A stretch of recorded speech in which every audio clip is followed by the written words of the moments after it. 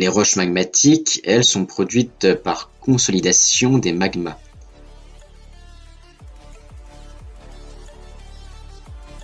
Si ce magma cristallise, se solidifie en profondeur, on appellera la roche résultante une roche plutonique. Si ce magma se solidifie à la surface de la Terre, il s'agira d'une roche volcanique. Pour identifier une roche magmatique, on peut commencer par regarder sa texture. Une roche magmatique peut être phanéritique ou aphanitique. Quelle est la différence entre les deux? Une roche phanéritique possède une texture grenue, c'est-à-dire que tous les minéraux sont visibles à l'œil nu. Mais la taille des grains, des cristaux, peut être très différente. Une texture aplytique est à grains fins. Les cristaux font moins de 1 mm. Et une texture pegmatitique est à grains très grossiers. Les cristaux font plus de 2 cm. Une roche dont tous les minéraux sont visibles est une roche qui a cristallisé lentement en profondeur. Il s'agit donc d'une roche plutonique.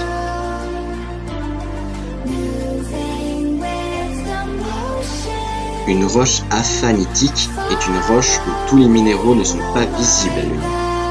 Elle peut être soit à texture vitreuse, c'est-à-dire qu'elle est composée à plus de 80% de verre,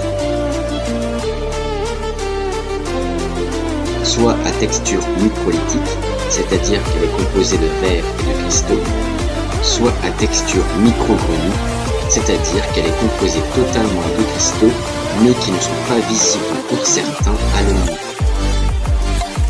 Les roches vitreuses et microlytiques sont des roches volcaniques. Elles ont subi un refroidissement rapide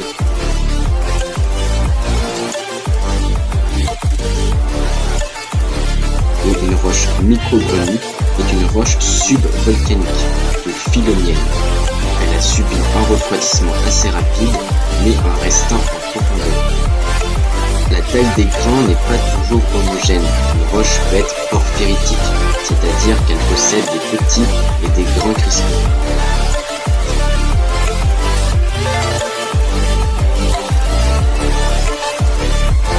Autre paramètre identifiable des roches magmatiques, sa structure. Le plus souvent massive, elle peut être aussi vacuolaire. La couleur est aussi un paramètre. L'indice de coloration se calcule avec le pourcentage des minéraux ferromagnésiens ou mafiques, des minéraux plutôt sombres. Voici la qualification que l'on apporte à la roche selon son pourcentage de minéraux ferromagnésiens. Mais attention, une roche sombre n'est pas forcément mélanocrate. Cela dépend de la quantité des minéraux mafiques. La couleur, à proprement dit, peut bien sûr aussi aider à reconnaître une roche. Enfin, le paramètre indispensable pour identifier une roche magmatique, quels sont les minéraux présents. Les minéraux les plus fréquents dans les roches magmatiques sont le quartz, le castate, le mica, les pyroxènes et les amphibes. Nous verrons la classification des roches magmatiques dans la prochaine vidéo. Tout de suite, quelques exemples de roches notamment de ces paramètres. Une roche plutonique, c'est par exemple le granit. Tous les minéraux sont visibles et composés de quartz, de castate et de mica.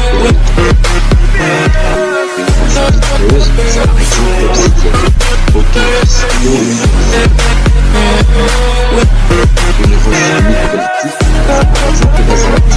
Des minéraux sont visibles, mais il y a aussi une roche microgranite, c'est par exemple le granit, mais certains minéraux ne sont pas visibles. Un granit avec de gros cristaux de feldspath, par exemple, sera appelé un granit porphyronique, tandis qu'un basalte avec de gros cristaux sera nommé basalte porphyrique. À retenir, les roches magmatiques sont issues du refroidissement du magma. S'il refroidit lentement, alors qu'il appelle les roches plutoniques. S'il refroidit rapidement, la suite de la roche plutonique est totalement cristallisée. Les cristaux sont tous visibles à l'œil nu. Ils ne présentent aucune direction, aucune orientation. Elle est très très sans aucune qualité.